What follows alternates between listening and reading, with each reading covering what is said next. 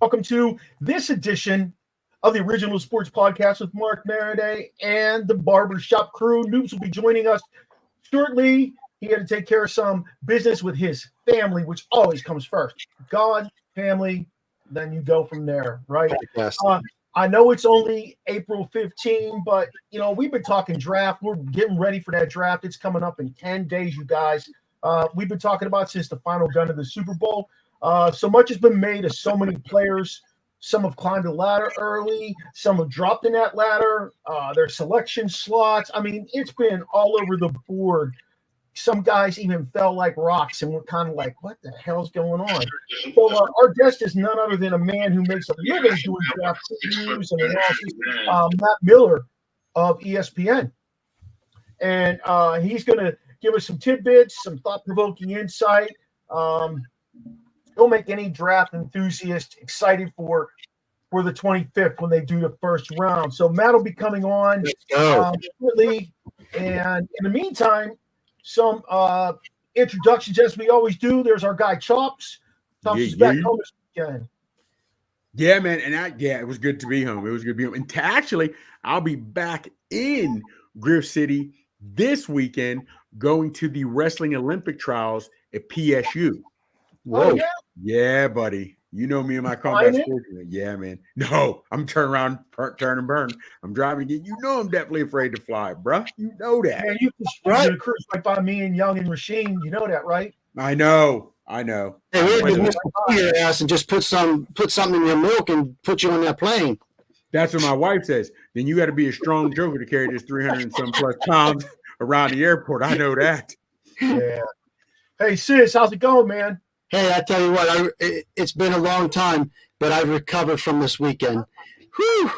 We went to the wrestling tournament, wrestling up in Frederick.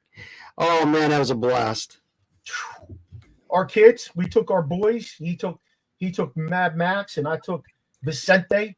And I'm not sure if they ever want to go anywhere with me and Young again. Hey, just too much. You in their form. I can't tell you one person's name, but I do have this poster signed. I don't even remember seeing her wrestle. So, whatever. In fact, I'm done after the third match. That's all I'm going to tell you. Young almost got us thrown out. He was messing with the ring announcer. The dude's like, "You touch me one more time, you're gone, boys." Attention. Oh no, the guy was picking on me. He started with me because I was wearing a Bucko shirt. He goes, "You might as well sit down and pirate stink." I go, "Whoa, wait a minute." I was ready to get in the ring. It was insane. Sheen, what'd you do this weekend? You could have babysat us and came to that with us. Listen, I don't go to any wrestling. I mean, no, I'm good. I'm good. It was so fun though. It was a lot of fun. To this day, you cannot tell me otherwise. I'm 14 years old. Yep. Pacific Arena. Hulk Hogan wrestles Nikita Koloff. Going back to his locker room, whatever. People were booing. I'm booing Nikita Koloff. And he said, I'm coming to get you. You can't tell me he didn't look me eye to eye and say that I just knew he was coming for me. And I was ready, Jack. I was ready. I was going to hit him with all my moves. He was going to be a big boy. Yeah. He backed off from that shit. Man, I love wrestling. I was there too. My mom just talked to me about it. Said, "Remember we took you to Civic Arena to see?"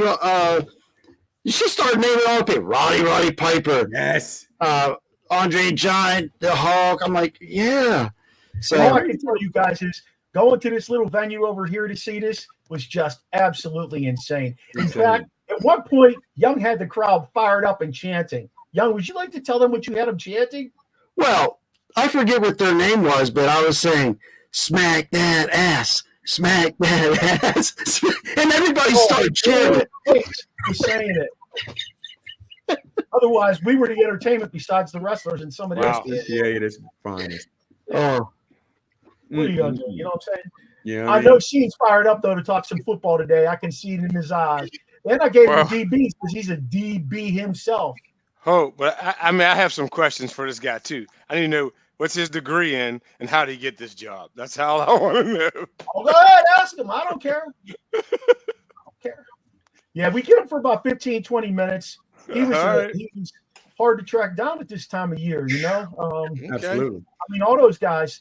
So it's going to be fun talking with him. Hey, a little bit of spontaneous reaction. We didn't get together and talk about the NCAA finals last week. It just didn't come together for us. But what'd y'all think of not the men's game, but the ladies' game? It's funny because I didn't even watch the men's. I watched a piece of it, and then that was it. I watched the women's, though, all the way through. Yeah, me too. I watched the women's the whole way through. And once when the second time UConn went up by double digits, I just felt the momentum switch and I ended up turning off. But the women's game, I watched the whole thing. I watched the whole thing. Sis, how about you? So we were away for majority of the whole tournament, and I didn't really have I didn't think invested into it, but I didn't even do a bracket this year, which is odd, you know. But I paid a lot more attention to the women's. I thought it was better the whole season, and I'm really excited for next year to see.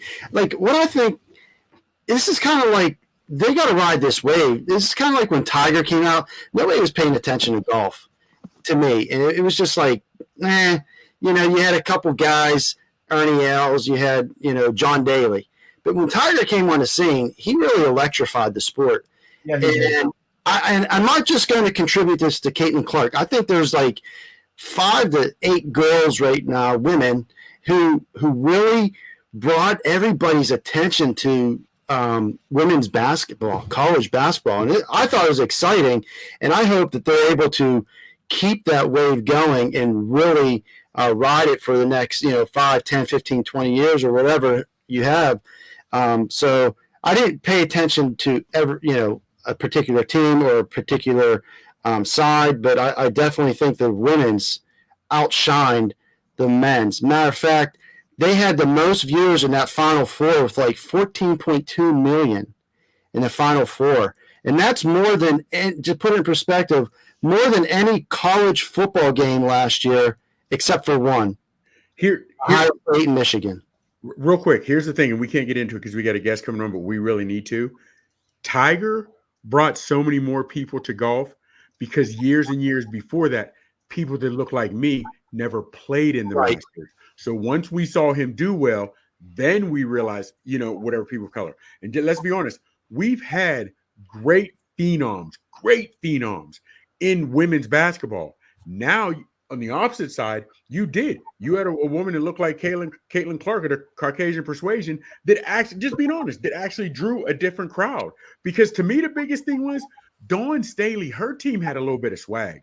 Yeah. UConn and Eugene Ignema,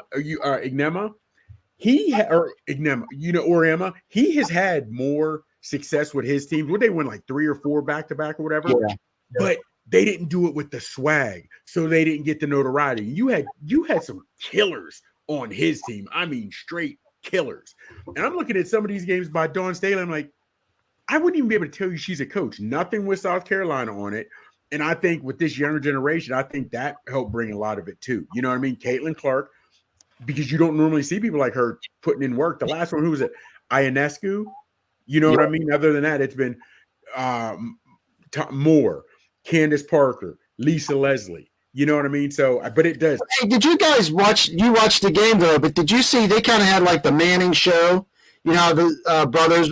They did that with a couple of the former players. What did you think of that? That was a great job. Hey, listen, at the end of the day, love her or hate her, what Caitlin Clark did for ladies basketball, along with Angel Reese and some of those girls, that whole team from South Carolina. I mean, it's spectacular in my opinion. I really believe that. And I hope it keeps going once all those ladies get into the WNBA, which in fact the draft has just happened, on the 15th. And on the 15th of April, because we're taped delayed right here. This is the 23rd for us. But it's going to be interesting to see what happens. I will tell you one other thing about it. Caitlin Clark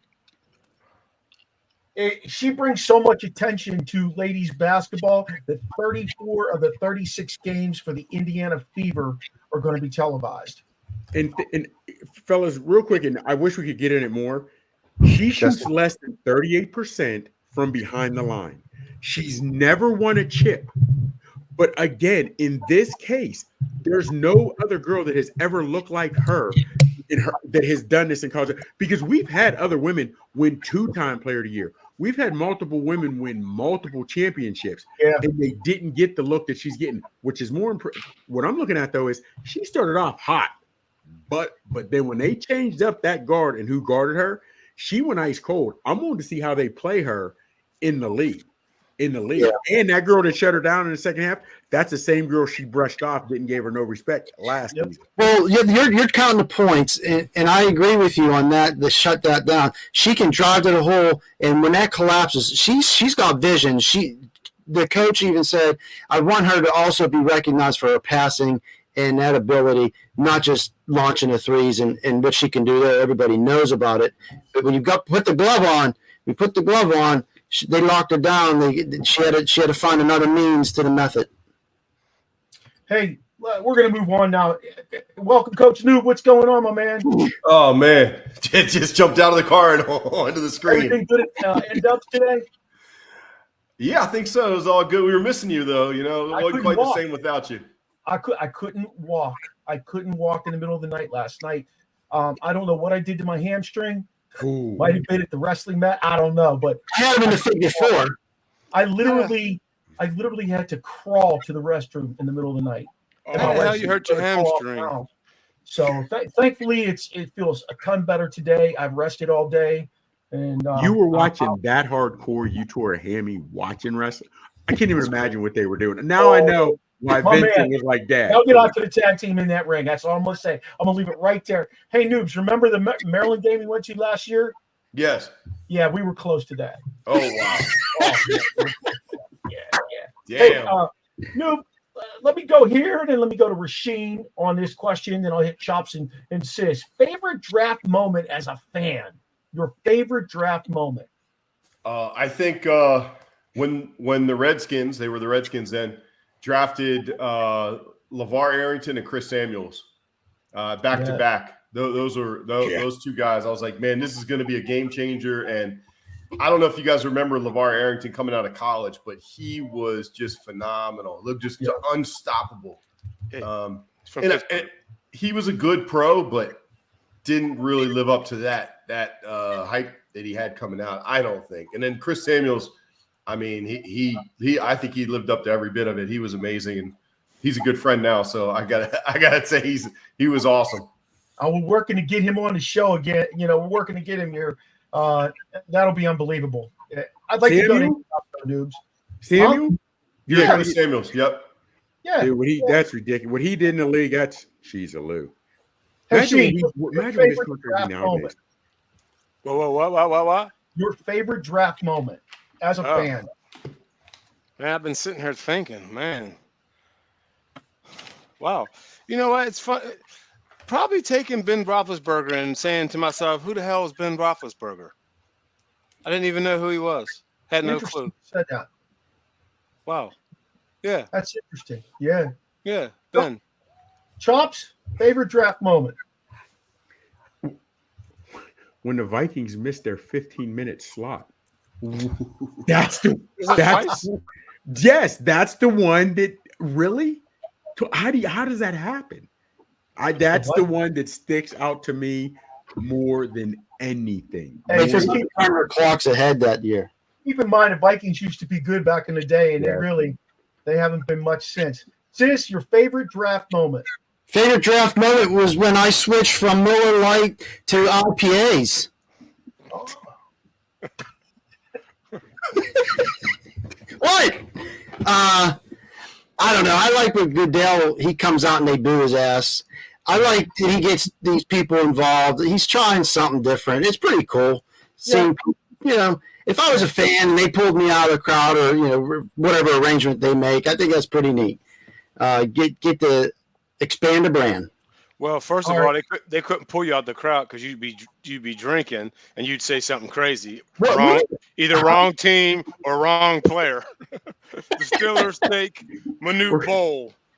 For Coach, like to thank a coach that's no longer with that said organization. Hey, I kind of have two of them. When the Steelers traded for Jerome Bettis. Oh, without question. That was a huge turning point for the Steelers again in their resurrection after the bad 80s and early 90s. And then the other one was when they did the draft online during COVID. I really enjoyed that. I thought that was a pretty good thing. Oh, it's from Goodell's basement. Yeah. You know, I really liked that, especially when Vrabel, they showed somebody shitting in the bathroom. Yeah. Oh man.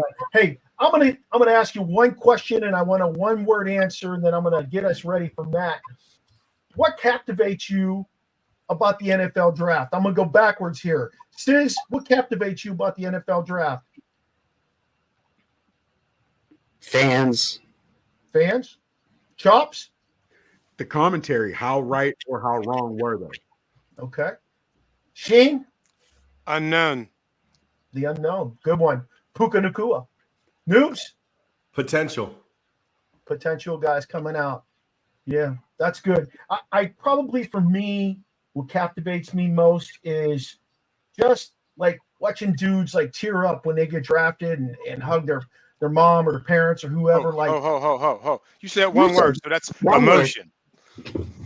Emotion. Okay. It's an emotion. Take your top 4 guys. He gives us 6 or 8. I'm Exactly. telling you, I can't speak with one word. And I also usually let my hands fly everywhere. Yeah. Hey, I'm going to set this up because Matt's supposed to be joining us shortly.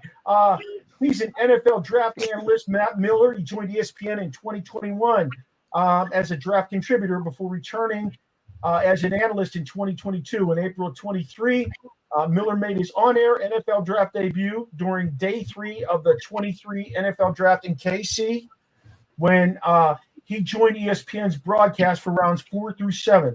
Over a decade of experience covering the NFL draft, Miller appears across ESPN platforms on NFL Live, SportsCenter, Get Up, NFL Draft, and mock draft specials. He's also got some ESPN Plus exclusive programs, including numerous mock drafts and scouting reports. He's on ESPN Radio. Before joining ESPN, Miller was Bleacher Report's lead NFL draft writer from 2010 to 2021, where he contributed mock drafts, scouting reports, in-depth stories, and he became the most read author in the history of that website, ironically. Prior to Bleacher Report, Miller worked as a director of scouting for New Era Scouting from 06 to 10 and a coach recruiting coordinator for the CFL's Joplin Crusaders from 06 to 08. So I'm really pumped up to talk with Matt. I'm sure it'll take him a few minutes to get himself squared away and jump on here with us. Any thoughts about, what we really should expect when this thing starts on Thursday? Is, in your opinion, is Caleb Williams going to be that first guy off the board, or the Bears going to kind of squander off of it? Oh, there he is. Hey, what's going on, Matt? I just did your introduction. Thanks for joining us. We really appreciate it. My name's Mark Maradei, and this is my Barbershop crew. Rasheen the Dream, T-Sizz, Chops, and Coach Noob. Man, how you doing? Appreciate you guys having me on. Thanks so much. We're excited to have you. It's an honor to have you. Right into this because I know your time is precious, my friend. Your thoughts on these guys right away, not joining in on the combine or doing any of that pro day stuff. How's the impact on that? Yeah, I think, for every player it's different. If you're Marvin Harrison Jr. or Caleb Williams, it's a little bit easier to say, look at what I did over the past 2 to 3 years of college football, and you're going to kind of stand on those accomplishments.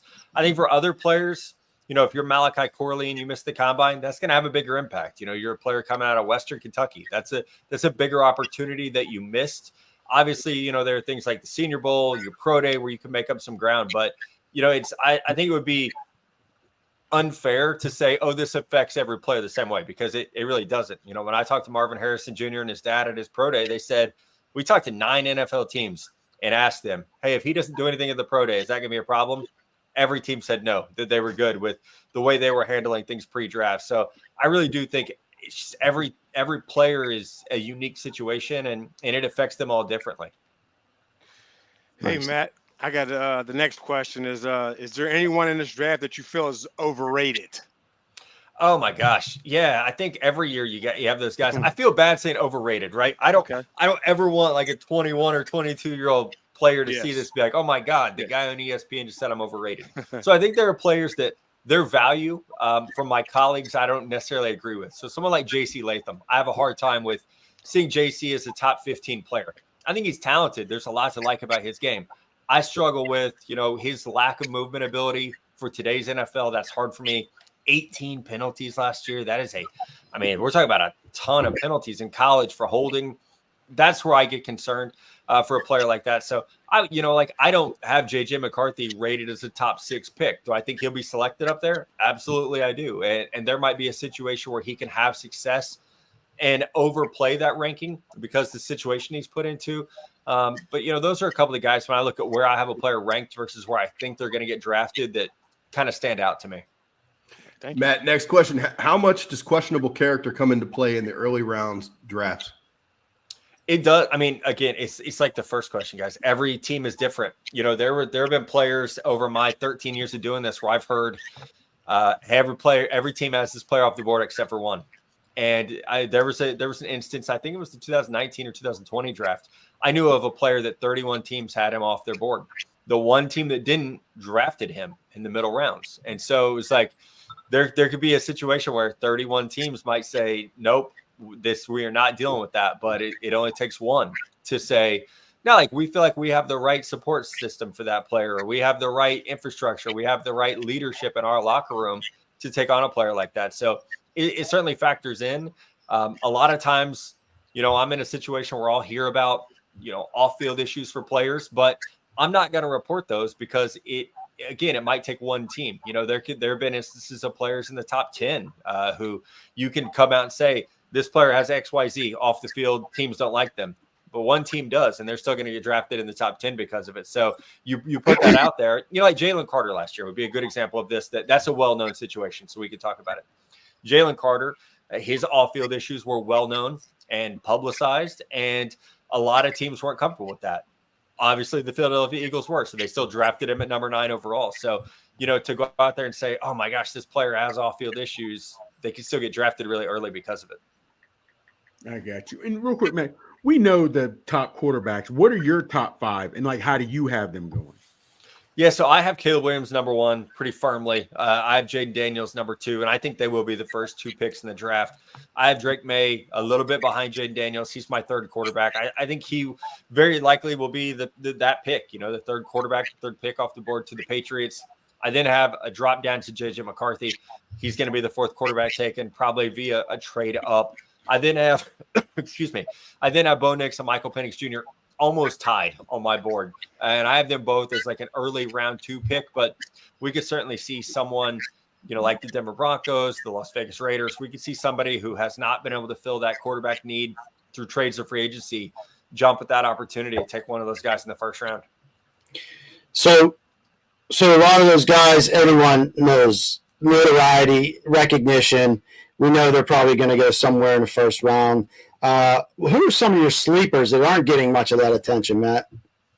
Yeah, I just ranked 475 players, so I have a lot of sleepers in this class. So it's like we spend a lot of time on that. I'll try to think of just some favorites. I'm still an Audric Estime fan, the running back from Notre Dame. I know he didn't test well, but I loved him when he was playing football. And a lot of times, this is where I try to go back to mentally this time of year.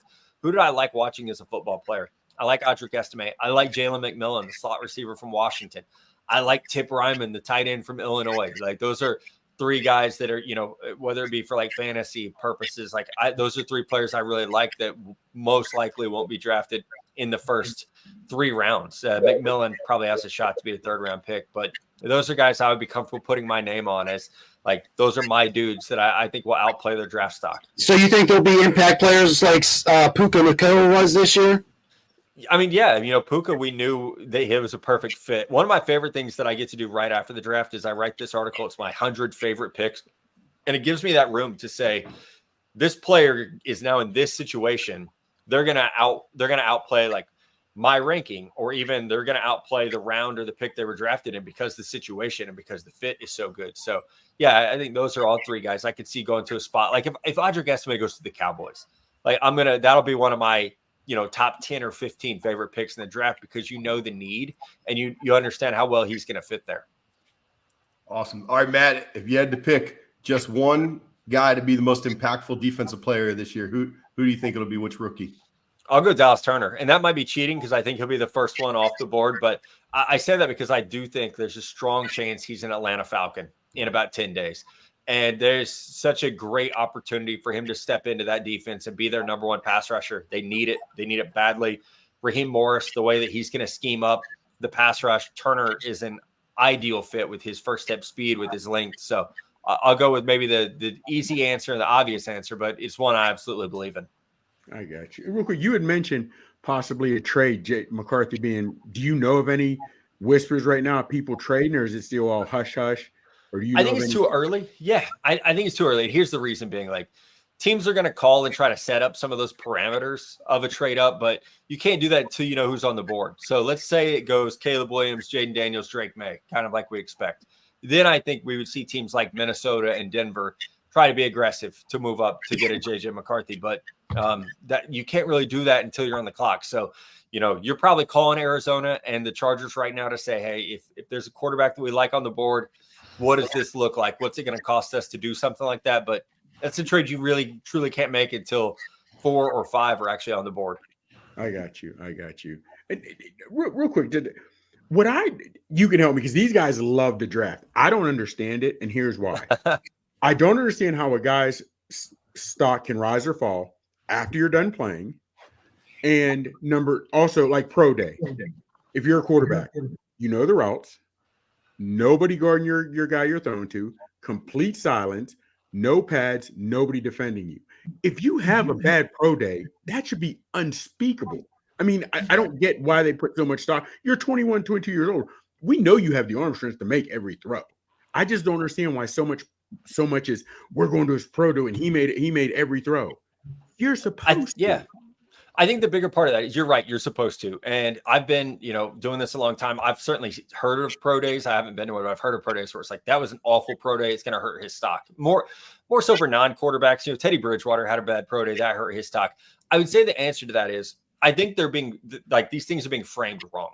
So like I was at the Michigan pro day. McCarthy had a good day. He really did. What's more important about that is how well he interviewed and handled himself. So like, if you hear that a player's rising after their pro day, if it's a quarterback, it's more so because they probably interviewed really well before or after their pro day. So like McCarthy, he goes out with, I can't remember who it was. Like maybe it was the Giants the night before his pro day. And it's like, that's what matters more than the 25 minutes he spent throwing, because you're right. You're throwing on air, no defenders. I was standing with the general manager during McCarthy's throwing session, and I leaned over. I was like, does this do anything for you? And he's like, no, man, there's no one out there playing defense. Like, no, like it's good to see like his arm strength in person. It's good to see how well he moves, things like that. But it really truly doesn't matter that much. And I've always believed that. When I was taught to do this, the idea, excuse me, at that time was 90% of your grade is tape. And so, like I said, with guys like Audric Estime, I have a sticky note on my desk, which is just over here to my left, that says draft good football players. What happens in, from Labor Day to Christmas matters a lot more to me than what happens in January and February and March. Real quick, if that's the case, then how do organizations, and maybe because they look at the interview and how they interviewed, you spend money, you spend time, you do all this on a player, then you'll draft him and he doesn't work, he didn't fit our system, or he needs to get into a better system. Yeah. You put all time in him. You knew your system. You knew if he'd work or not. I don't well, get a lot of times you get fooled. It's like, let's use the Jets and Zach Wilson as an example. The Jets knew Trevor Lawrence is going 1. We're taking Zach Wilson. And they did their due diligence. They went to other pro days and stuff, but they knew they were taking Zach Wilson. And you have yourself convinced that that's going to work. And so my thing with general managers is they are human beings just like the rest of us. They are prone to excitement. They're prone to momentum. And we're all prone to being fooled by prospects. Anyone who's ever made a prediction about football has been wrong, right? Like you're wrong more than you're right. That's the nature of the business. So there's a lot of hubris involved with that, of thinking, man, this is transcendent talent. We're going to be able to elevate it, or we're going to be able to get him in and teach him to do X, Y, Z. And then it just doesn't work out. So it's, we're all human. That's the fun element of the draft, I think, is the mystery of will it work or will it not work? Hey, Matt, you mentioned Bo Nix earlier. How much do you think his offense plays like in the difficulty of making a decision on him? Like, he's known for throwing a lot of screens and out, stuff on the outside of the field. They spread it out.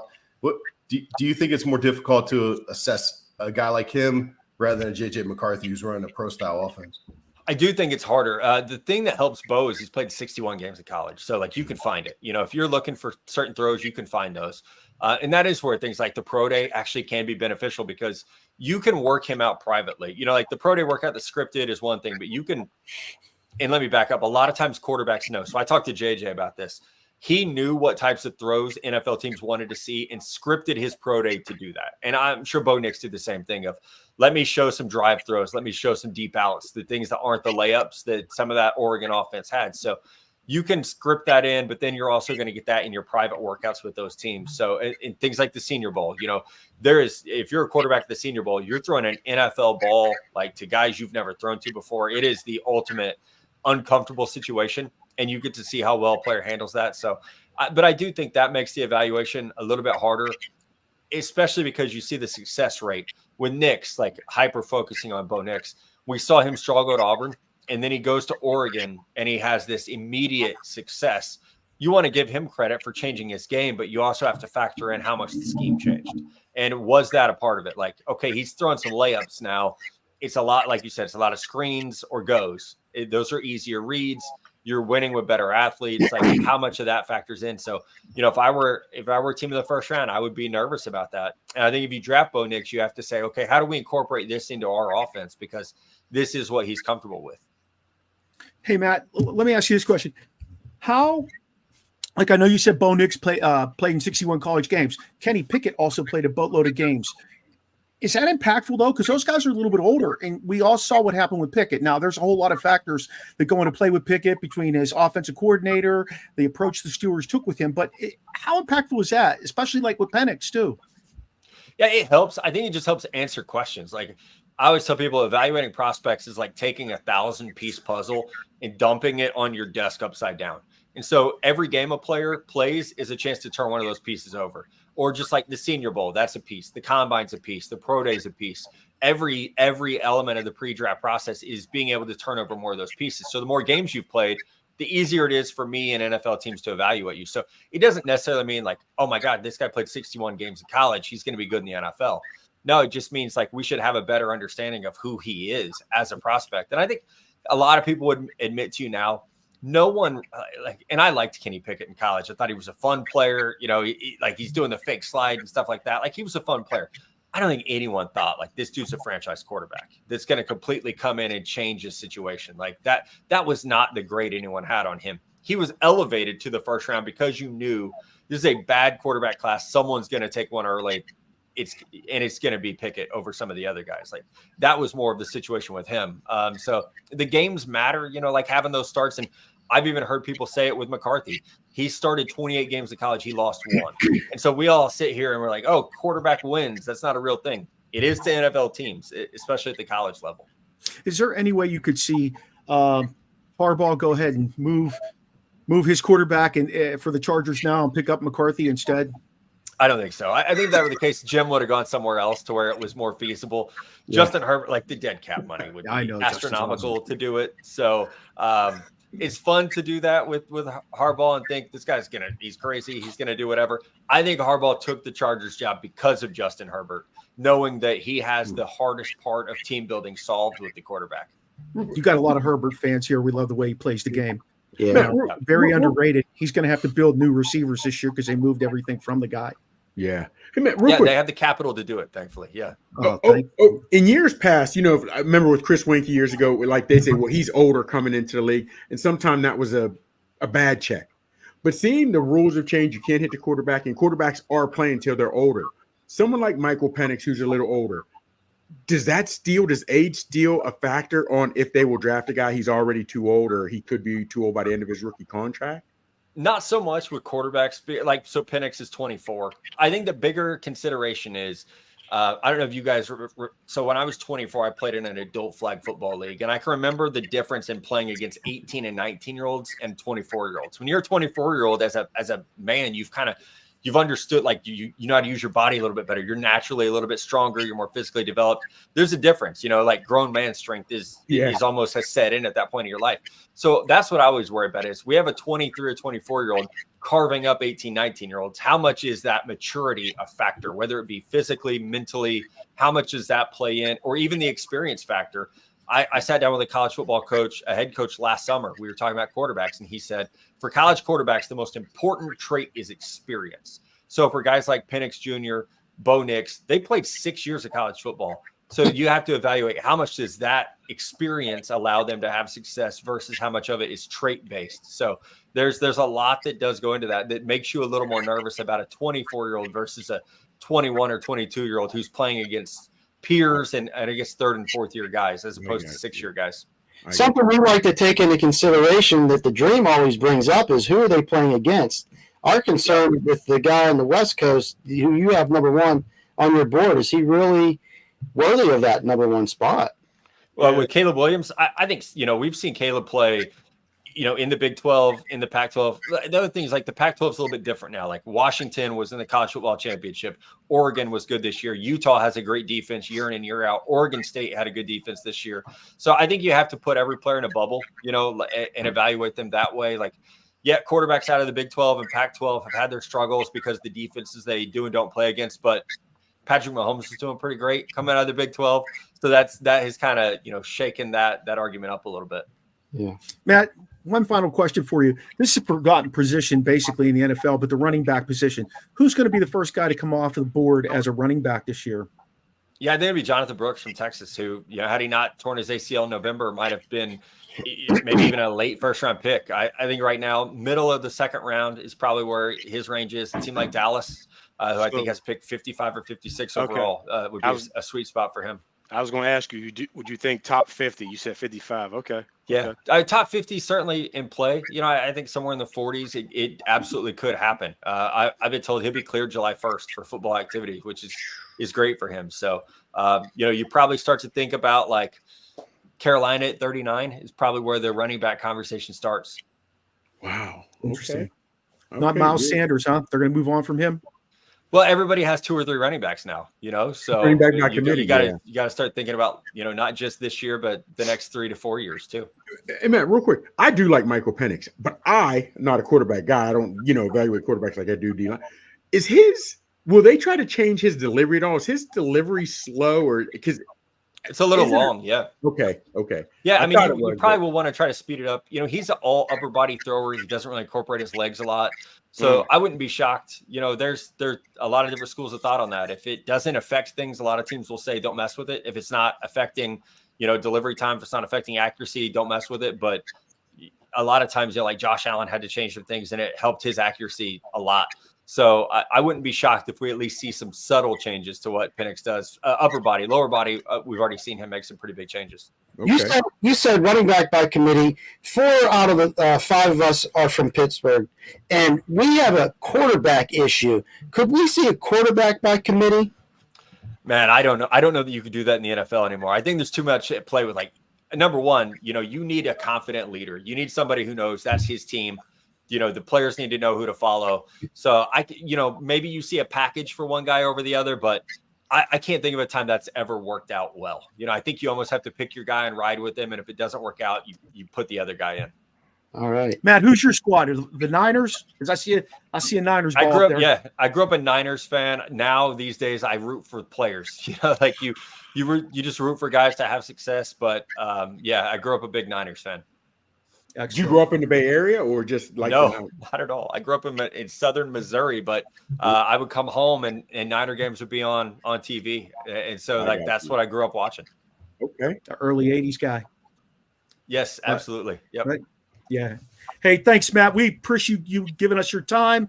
Excellent information, and enjoy yourself at the draft. I know you're going to have some fun there, and I know there's going to be some bombshells get dropped, and I'm looking forward to reading your top 100 thing there. All right. Thanks, guys. Appreciate you. Amen. All right. Appreciate you. Damn. That was good information.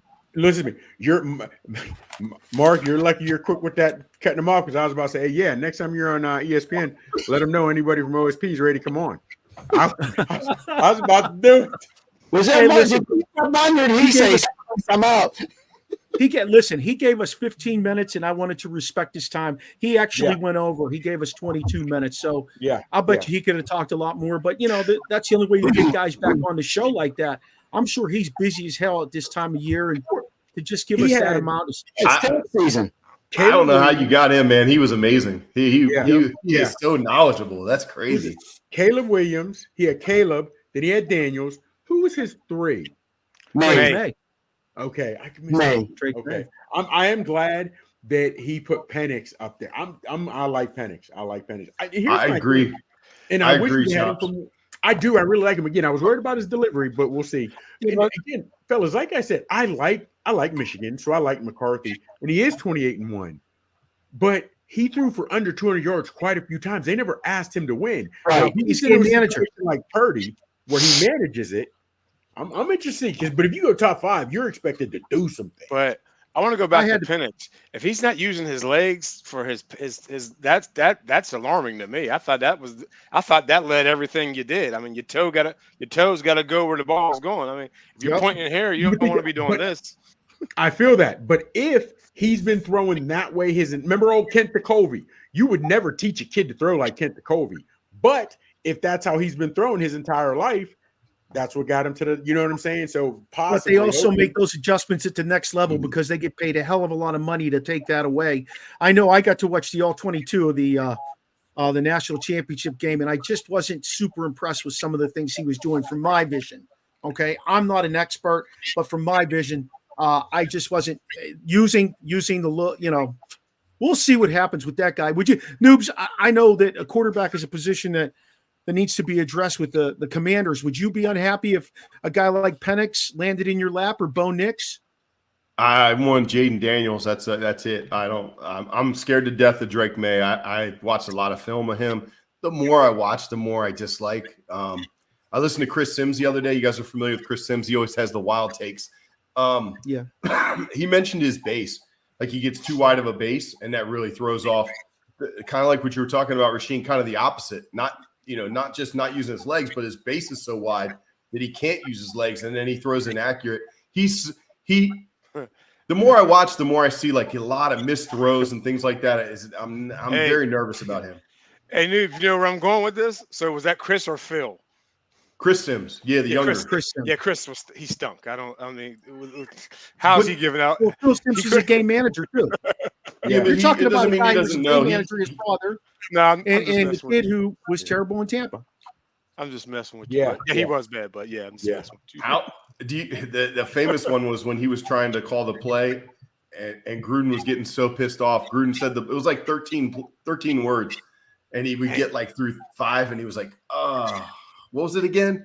I never understood that. Why do they make the play so? I don't get it. Yeah, they're very wordy, very wordy. Real quick, fellas, because Matt had made the point where if you we've known in the past in the NFL, if you have 2 quarterbacks, you don't have one. They don't run different things like that. We also know the NFL is a copycat league where guys are just taking quarterbacks. We need one, even if we don't think he's the guy. We'll just take one. Yeah. We're seeing so many things change. Guys not working out. Guys not doing pro day. And I'm telling you, last week, fellas, 2 weeks ago, when I watched that at UFL game, and they had Adrian Martinez and the guy from Ole Miss. I'm sorry, Corral. I understand it's UFL, it's not NFL, but that 2 quarterback system looked great. It looked great, man. Now again, they both had the same attributes. Martinez could run a little better, so it wasn't like a great running quarterback in Taysom Hill and then Drew Brees, where when one came in, you knew it was something different. But I'm looking to see at some point when even that starts to change. You know what I mean? Well, good. Not to cut you off, Chops, but part of the thing with the UFL, The NFL, I think, went to both of those leagues, the USFL and the XFL, and they said you both can't cut it. You're both playing at the same time. You're watering down your products. Put it together. Get one good product. Put one good product on the field, and we'll buy into what you're doing. You already see some of that by the kickoff and was it the extra point? What was everything? Yeah, there is no kicking of an extra point. They've done a couple of those things already because they see that those could be beneficial in the excitement and making the NFL better. Now, once they get that adopted, maybe some of those 2 quarterback systems play 2-3 years. Maybe you'll see some transition with some of these guys who are coming out of college into a 2 quarterback system. That will really be interesting because right now we did not see that with running backs. Now all of a sudden we've got 2 and 3 backs that rotate through on a regular basis. Is that going to be the next wave that comes through? Is that the future of the NFL? Because we see the highly productive level at the UFL. And don't forget, they can also pull those guys from the UFL to the NFL now and implement that stuff because they've already got some experience with it. Well, when you say the different packages for those players, and if you bring in 2 who are very similar, like Russell Wilson and Fields, very similar, can run any of those packages, you have the defense on their heels getting what they're going to do. Whereas what Chop said, you have someone completely different with Taysom Hill and I don't even know who the other quarterback Drew Brees at the time when he first started. You knew what you were getting. Yeah. Right? For each of those. I think this would put them guessing. The defense would have to guess if you had a package for Fields and Wilson. Real quick, if any of you guys that have watched any UFL games, what of their rules would you like to see in the NFL? I'd love to see the extra point gone in the NFL. The way the UFL does it, that I would like to see. That I'd like to see. What is it? 1.3 points or 5 points from like the 10? I like that. I like the fourth down. I like the fourth down thing.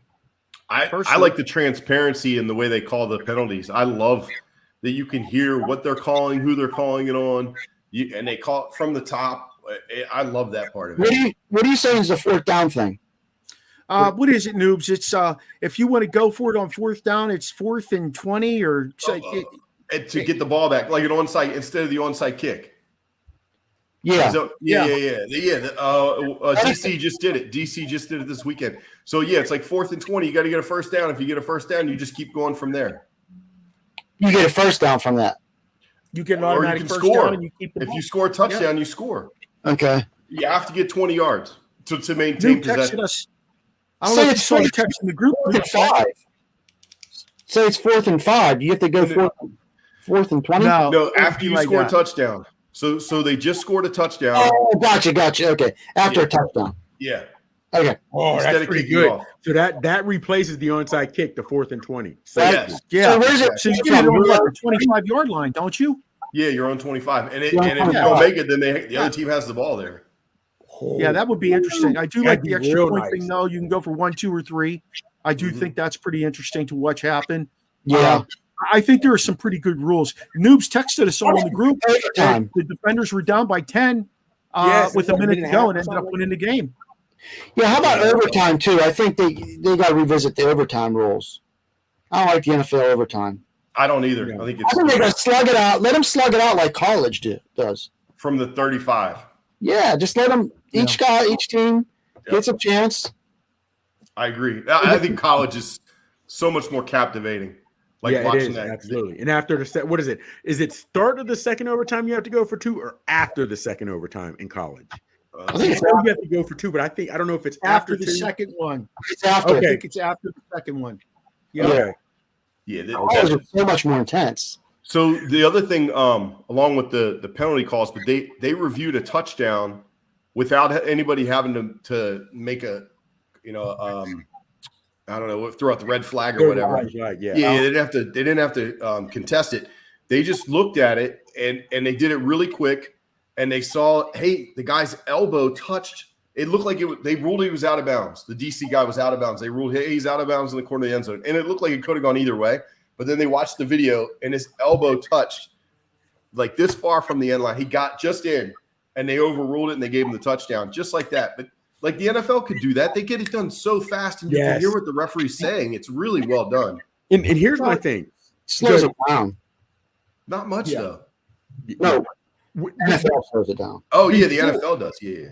Yeah. Before we used to love the human element in the game. Hey, sometimes there's going to be mistakes. It'll be for your club. Sometimes it's against your club. And I did like that. I'll be honest with you. I loved it. Now, and I do like instant replay because of the betting. Do you think they take longer on the instant replay and put it up on every screen to make sure they're trying to show people we're not cheating? Because you couldn't have the human element now without instant replay because of betting. You know what I mean? Or because, like you said, it takes so long in the NFL. What are they doing? They may. The one thing that really bothers me is that there's certain things that are unchallengeable. The pass interference is the one. Offense or defensive pass interference, you can't challenge that. And so if they get the call wrong, it doesn't matter. Like it's over. So that's the one. If you watch too, that's the one that's always decides the game. Late in the game, you'll see a defensive pass interference, like where you're like, he never could have caught the ball, or whatever. Yeah. Where you watch the UFL, they talk you through the play. They do such a good job. I think you really got to look at it. It's very interesting. My wife pointed that out. She said, "Why can't you challenge up? You could challenge this play." That was pretty cool. I think one of the things, though, that we've had a discussion about was the gambling part of it and how we're very skeptical of certain calls. The UFL is so much more transparent with the things they have going on that inevitably I think people are going to buy into it if they're true football fans. Until the NFL starts becoming more transparent, there's always going to be that giant question mark over their organization. Mark, and you said a huge quote right there. If they're true football fans. But even as we see in the NFL, they're doing a lot more to try to get the average, just more eyes on it. Like as much as they showed what's Kelsey's girlfriend's name, true football fans don't care about that. So now let me ask you guys this real quick. How many of these new rules that we're seeing in the UFL do you think came from the UFL? Or do you think it was the NFL, but they were always afraid to try because they didn't think their fans would like it? Because to be honest with you, I love these rules. And if the UFL, XFL, USFL all had already known and thought about this, why didn't they try any of these before? You know what I mean? I'd like to know where these rules come from. Well, I think part of that, Mikey, is the fact that they want to get people interested in the game by doing some new and creative things.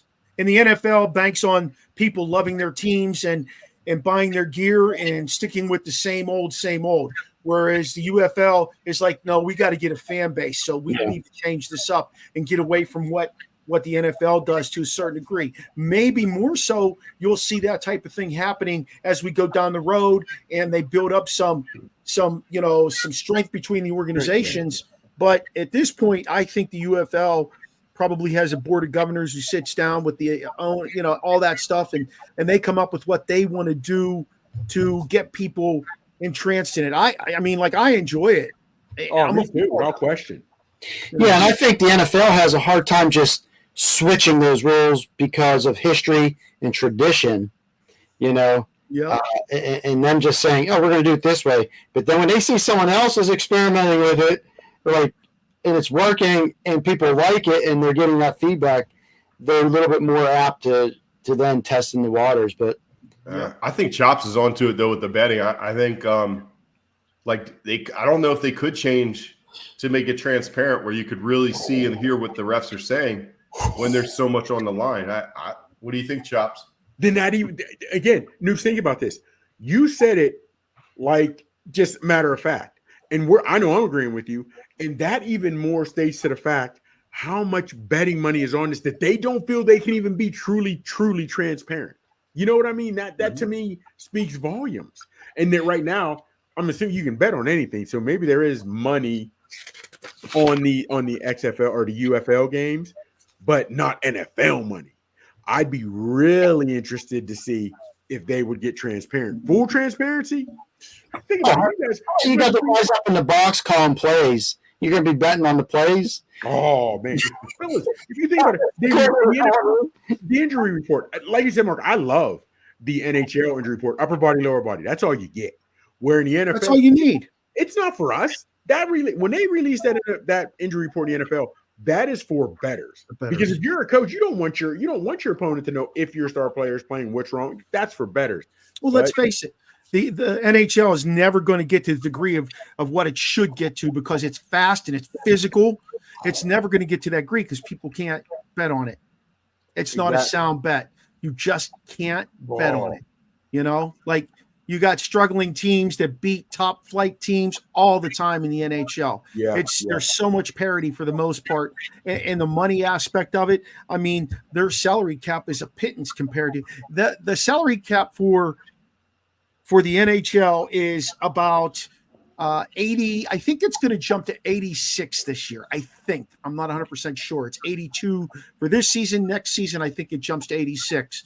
But, you know, those bottom tier guys on the 24-man, 26-man roster, depending if they're expanding to, those guys are only making a pittance, $750, $1 million bucks. You know, and there's just nowhere to go. Think about this.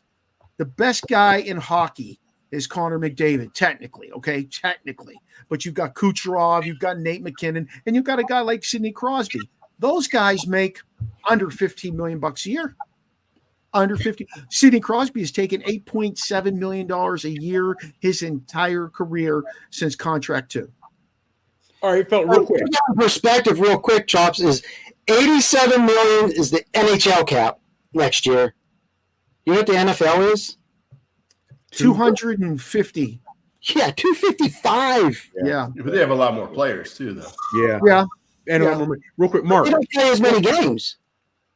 True. That is true. Mark, harder thing to do, real quick.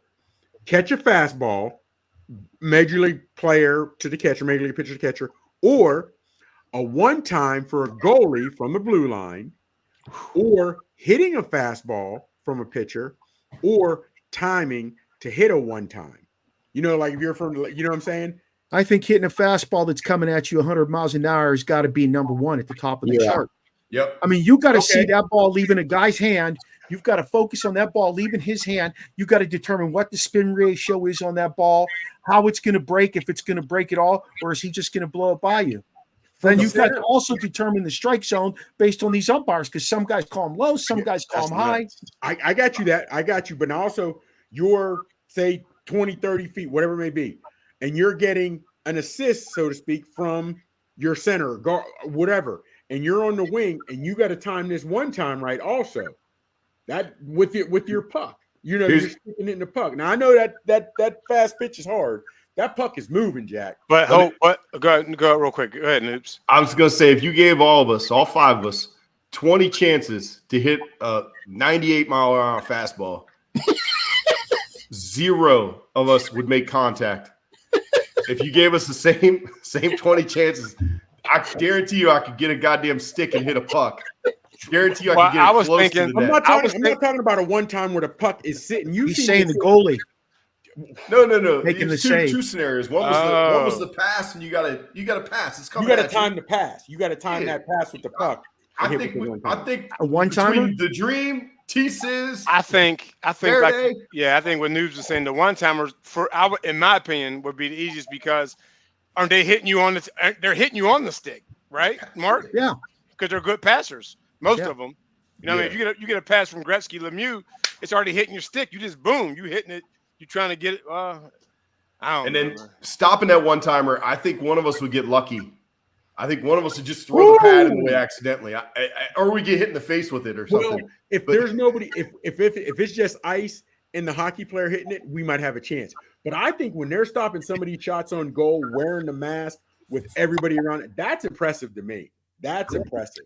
When you break it down like that and you just think about that element of the game and how skilled and how disciplined and how engaged just to say, I'm going to throw my body out here and stop it, or I'm going to stand in front, take this high heat on the chin, like all that stuff is just and then there's the fans. We're like, what the hell? Just hit the ball. Yeah.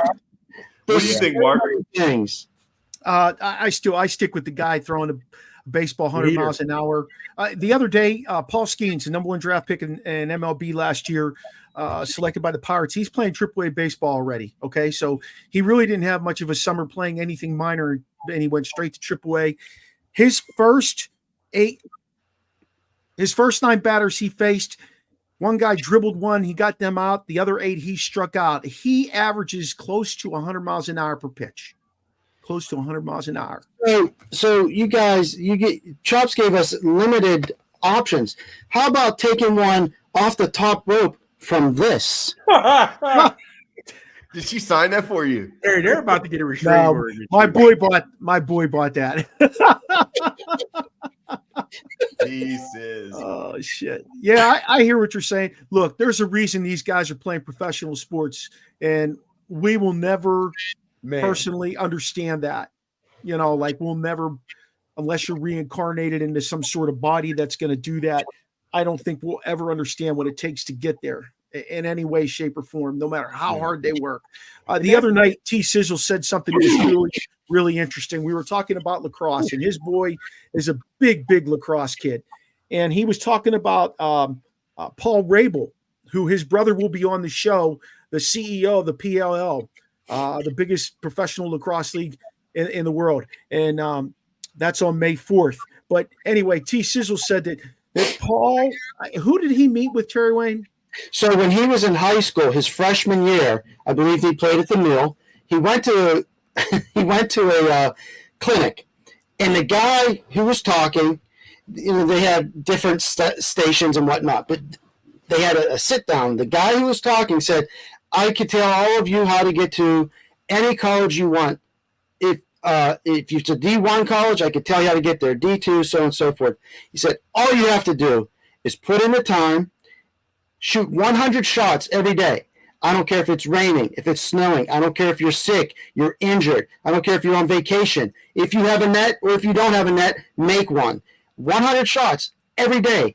And they showed Paul's video showed him going through this sequence, and it was just phenomenal. Having that touch and that discipline to go through, and that mentality to go through 365 days a year to just shoot 100 balls into the net for 4 years of his life until he got to college. And I'm sure he continued then because he was a pro player. And now, what's it show? He owns the league. Yeah. Yeah. So, that can be status quo for almost any guy growing up that wants to play at the highest possible level. Potentially, you got to do what it takes each and every day. You've got to spend the time each and every day. And that's why that's a special group of people that makes it to the elite levels in college and to the elite level of playing in professional ranks. Hey, let's keep the show. Let's get this moving here. T-Sis, what do you got for us this week? You got anything? Oh, yeah. Hey, we talked about the draft and obviously these guys coming out of college. What school had the most players represented in the NFL last year? I'm going to say Georgia. Close second. Bama? I'm going to say Alabama. 57 players from Alabama, 49 from Georgia. And you know what? The only reason I was going Georgia, it was a toss-up between Alabama and Georgia because in the last, 2-3 seasons, Alabama or Georgia's been Ohio State's third with 48. Bama's got some older players, though. I guess they've got a good number that are like 7, 8, 9 year pros. Yeah. Jeez, that's a good one. That's a good question. Who was 3? That's a real good Ohio question. State with 48. Ohio State. I am looking forward to the draft on the 25th. That's going to be exciting to watch. I always enjoy as much of it as I possibly can. Our show that week will be at the DC Defenders game. We're going to try and pipe Mikey Big Chops Mills in with us so he can join us as we do our show. We will be outside of Defenders Stadium, pre-gaming there, doing a little, probably all UFL for the entire show. So that'll be fun. Hey, if you're missing our draft previews, you can find those on TikTok. You can find them on Reels, either on Facebook or on Instagram. You can find our 1-minute draft previews on particular players who are coming out on the 25th, most likely, and see what our thoughts are about these guys' strengths, weaknesses, and what they're going to bring to the NFL table once they get drafted. Noobs, tell them where they can find you at, my man. At Coach Noob on IG and X. Excellent. Chops, hit him with it. At the Real Big Chops on ZX and Big Chops on the gram. And of course, Michael G. Mills. Michael Greg Mills is my government name on Facebook. But you'll find, just put out the bat signal, you'll find your boy. Government and confirmation name. At One Young Terry on the X and Instagram. Yeah. Hey, and Rasheen, the Real Deal Dream Hill. You can find him on Facebook and on Instagram. You can find Rasheen anywhere. He tells us all the time. Anywhere. Yeah. Hey, connect with us here on the Original Sports Podcast with Mark Maradei and the Barbershop crew. You can find us on Podpage at Original Sports Podcast with Mark Maradei. Like our Facebook page, join us on Twitter, and also hit us up on Snapchat. Those are all OSP with M&M. Follow us on Instagram. Check out our TikToks, like I said, and also subscribe to our YouTube channel. Help us grow our YouTube. You can also watch us on Tuesday nights from 9 to 10 on Roku, you guys. So big things happening for us. I'd like to give a shout out to all the networks we are currently on. Let's Talk Sports, Sideline Sportsnet, ESPN, Elite Sports and Entertainment Network, and also Manning Media. Feel free to let us know if you have any comments, questions, or suggestions for future guests or shows you'd like to hear us do by emailing us at originalsportspodcast@gmail.com. Shout out to our guy, Steve Medley, for doing the voice intro, Charlie Hodgson for the awesome music he puts into it, his intro and outro. And join us next week for Experiencing the O on the Original Sports Podcast. Have a great week, you all.